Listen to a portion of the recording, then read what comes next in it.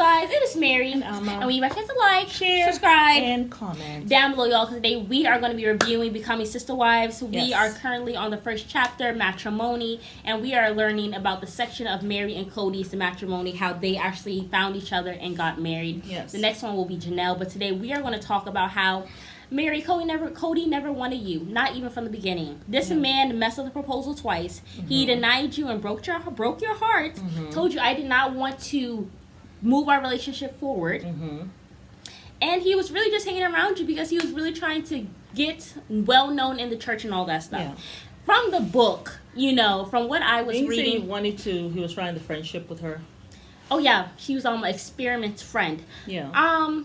Yeah, so but he will see in her face that she already loved him. Yeah, he said, with Meri, I never had to ask her if she liked me. It was all over her face. Yes. And he said there was this one time or whatever, because Meri was talking about it. She said there was one time, where he was hanging out with my mom and everything and stuff like that. And, I was just hoping that this was probably going to be the time that he would ask, my mom or whatever. Because he already asked the dad to go to go out to eat with her. Okay. So she's like, oh, it was so sweet how he asked my dad to eat with me. But he hadn't asked to be in a courtship. He just asked the dad to hang out. Yeah. To hang out with her. And then he came over one day to hang out with her mom. Mm-hmm. And she was hoping this would be the moment that Kody would say, let's progress this relationship forward. And I'm sure he could see and read that all over her face. And then she says in the book, then he breaks my heart. And he says, I can't be in a relationship with anybody right now. We need to just stay friends. And she said she tried so hard not to let him see the disappointment in her face. Wow. Which I think is telling. Because the thing is, Meri stays shoving down her feelings when it comes to Kody. Yes. And I feel like that is also... to make him feel better. Yes, and not to rock the boat. She never wants him to feel uncomfortable. I feel like she's not there for him or whatever the hell it is. She will be uncomfortable. For someone else's comfort. Yeah. I had a friend of mine tell me I will never be uncomfortable to make someone else comfortable. And that is very profound. It's very profound. When I heard that, I was like, that's right. That's so true. That's so true. Because I do that all the time. Yeah. I used to, make myself uncomfortable so, other people can be comfortable. Yeah. Because I'll be like, oh, well, I can take it, but let me make them, no. It's not easy to do. It's like you really have to try. It's not easy. You should not make yourself uncomfortable for other people. Yeah, not at all. Right. But yeah, so she has been doing that, and I feel like that is really a major reason why. Those are the birds, y'all. I know they're sounding really loud. It's like they're talking to each other. Do you hear them? Yeah. But yeah, so I feel like that's why Meri has really had a lot of stress in her life, and I also feel like that's a huge reason as to why she has not really been able to have kids. It's like she has to put her trauma to the side. Yeah. For Kody, but then what does she do? She takes it out on the children. But that isn't that what we do as women? Like, if a man is caught cheating, we never ever go and address the man. Yeah. We blame the woman. We blame the woman on the street who's sleeping with our man and say, you should have been there. You were my sister in womanhood. You should not have slept with my man. Yeah, we try to fight but I don't know you. You're a stranger. And you want me to have more loyalty to you than your husband who sleeps with you or your boyfriend who sleeps with you every single day. Exactly. Really? Yeah. So I feel like that was the issue with Meri. Mm-hmm. And I feel that's also why she never really could have kids as well because of the stress. Mm-hmm. Like, stress causes a lot of diseases and illnesses. Mm-hmm. So I feel like that's a huge thing. So from the beginning, he had kind of already groomed her into just taking it. And she kind of groomed herself because I feel like the mama also he was trying to be honest with her. Yeah. But she still allowed him in her space. Yeah. You have to set up your own boundaries. You teach people how to treat you. Or you should just be like, something, he's not into me like that. Let me find somebody else. Yeah, exactly. But the parents also probably, in this particular religion, I think they really want everyone to get married. But she was only 18 at the time. But they still want you to get married. Yeah. That's what it's fairly early, too. That's how it strikes me in this culture that they wanted her to get married. So it's kind of like, he's coming around. Because you even let him take your daughter out. And there's no courtship. Courting her. Like, it was so easy. Her up. It's kind of like, let's not rock the boat, he wants to go out with you. Maybe he'll come up. Maybe he'll do a courtship later, Yeah. At least go out with him. And Meri, don't talk out of turn. Yes. And you know what also is crazy? Because the thing is, when Kody supposedly proposed. Oh yeah, when he actually proposed to her or whatever, he never asked the dad for permission, which blew my mind. He just proposed to her. He just proposed to her, and then he called him the next day and said, "Oh, I proposed to your daughter. Can we have your blessing?" And I'm sure the dad was so happy, and he makes him. I'm sure it makes Meri feel like not worthy. Well, yeah, because the dad really did not protect her like that at all. So even that's another conversation. So I feel but isn't that what Kody did to his daughters? Remember that guy? He was for the right price. For the right price, you can have them. Those were his young daughters. It was Isabel. And Christine has nothing but daughters. Yeah. And Christine looked at him with such disgust and what are you saying? I see why Christine left his dusty rear end. But so that was also just very shocking to me. Because, listen, I don't think he was interested in her. You know why? Because one, he said that, because remember on the reunion season 17 when Kody was like, I feel tricked and bamboozled, like she tricked me or whatever and stuff like that, deceived him. Well, I finally get the answers to my question in chapter 1. Ooh. Thank God y'all told me to read the book. He said in the beginning, he felt when he was trying to decide whether or not to marry Meri and whether or not he should convert into this religion, he had decided to do a 2-day fast from food or whatever the case may be. And this was after she had spent Christmas with him up at his family's ranch.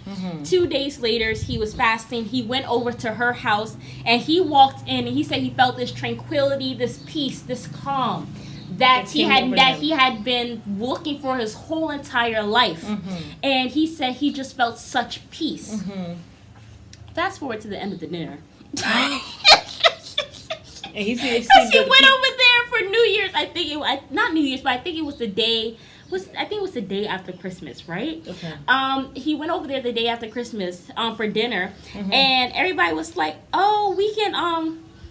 Because also in the book he said that he went over there, he had his answer that he wanted to actually, because he found that he had that tranquility, that peace, and then after that he told the dad, "Look, I am ready to convert to the religion." The dad quickly made the arrangements. Yes. Next week he was baptized. Within that same week he asked the dad, "I would like to officially court your daughter." But then he says in the same sentence, "Hold on, wait, before the courtship could even start, I got ahead of myself like the hopeless romantic I am, and I got down on one knee and something. He didn't even say propose. He said I was kneeling in front of an altar to Meri." Fast forward to Meri telling her story about this, and she said, "Oh, we courted for a month." I thought he said he proposed before the courtship even started. So I was just like, this man stayed lying. He wants to give this whole view. I am a hopeless romantic. I just do things. But Meri said, no, that's not how it started. I was like, did y'all read the book? You were all over the place with the girls, Kody. You was not no romance. Yes. You were doing your thing there in the church. You weren't supposed to. You were doing it. That was not no hopeless romantic stuff. This sounds reckless. But yeah, so after that, she said they had a courtship for a month, whatever. He came over for dinner. Everybody's like, "Oh my God, when you guys gonna get married? When you gonna get married?" Da da da da da.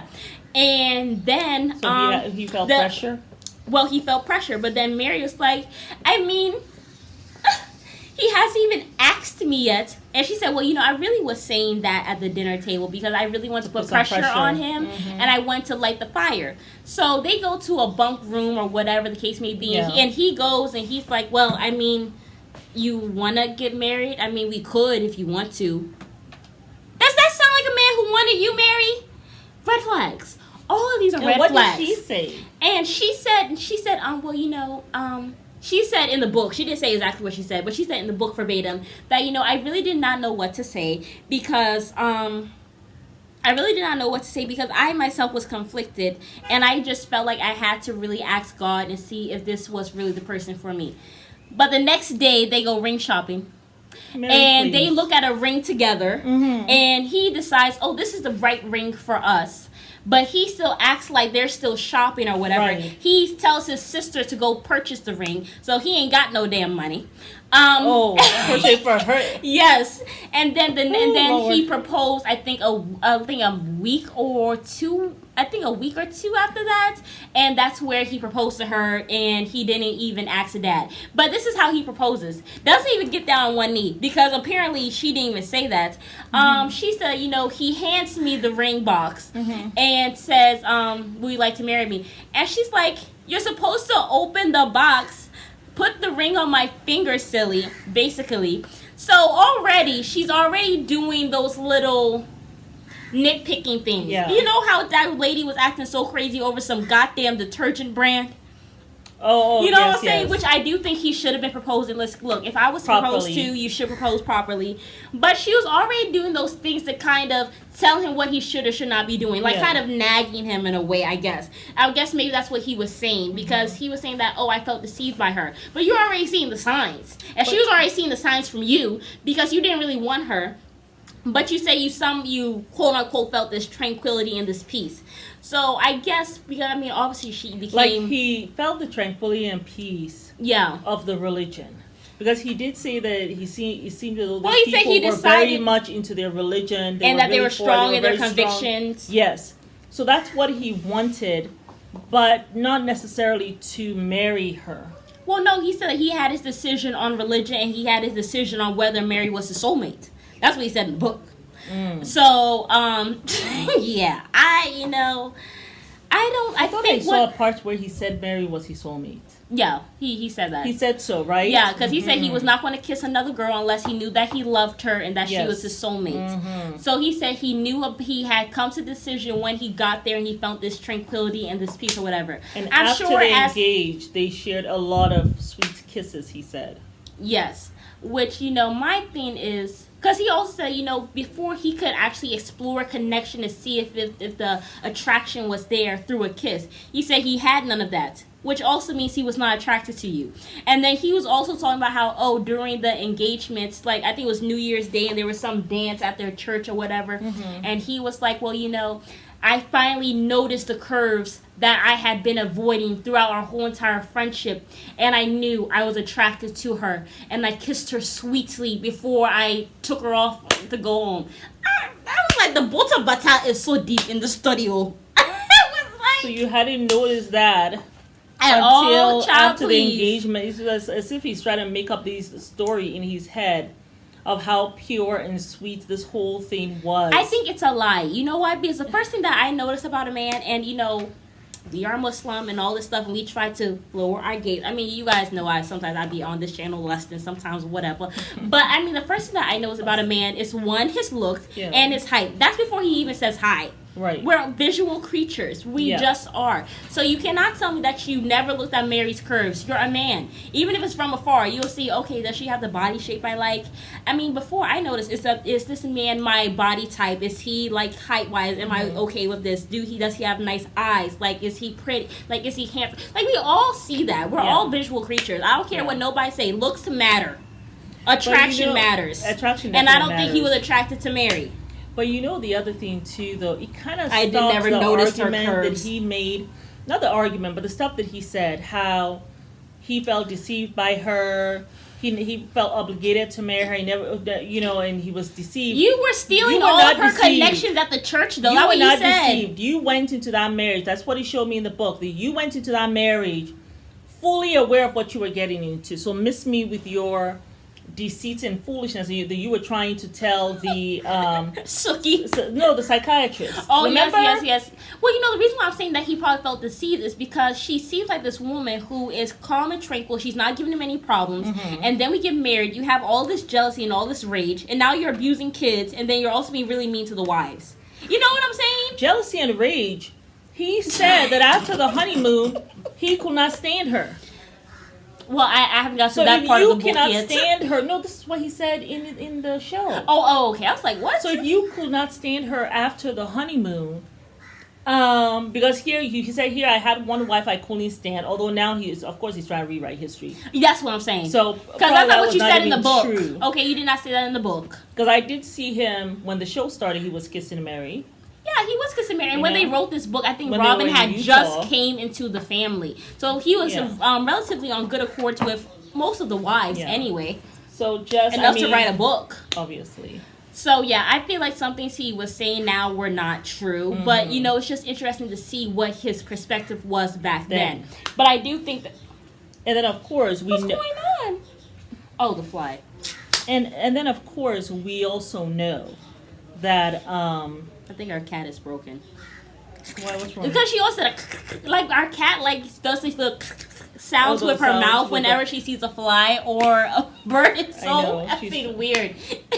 She's trying to make the same sounds.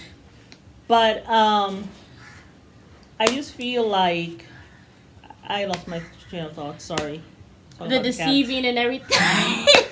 Anyway. But yeah, I don't think he really wanted her. Because he said that really he was actually, because what he said that, you know, as much fun as it was being with Meri and hanging out with her and being friends, he also said that he will be winking at her because he will always see her making eyes at him. Mind you, this was before they even started courting. It stroked his ego that there was someone who loved him so much. I know, and I think he just went there because one, he felt the pressure, and that two, I also think because he said he was enjoying getting to know all of the people in Mary's church and creating and getting getting connections or whatever. So yeah, and I think maybe once the church realized that Meri was hanging on to him like a leech, maybe other women were kind of flocking away, and maybe he didn't have any other options because this was her church. Remember what Christine had said, that people knew about Meri and him, and they looked at them as the golden couple. Remember? Oh, see, I have not gotten to Janelle so Christine yet. he got. Oh no, they said so in the show. I know, but I can't wait to read it though. So I am sure that boosted both of them. That gave him something. Oh wow, we're this golden, you know, couple for this religion. You know, so yeah. This cat is just rocking the boat. But yeah, so I'm sure that's what that all was about. But yeah, you guys, it's Meri. And we got just like, share, subscribe, and comment down below.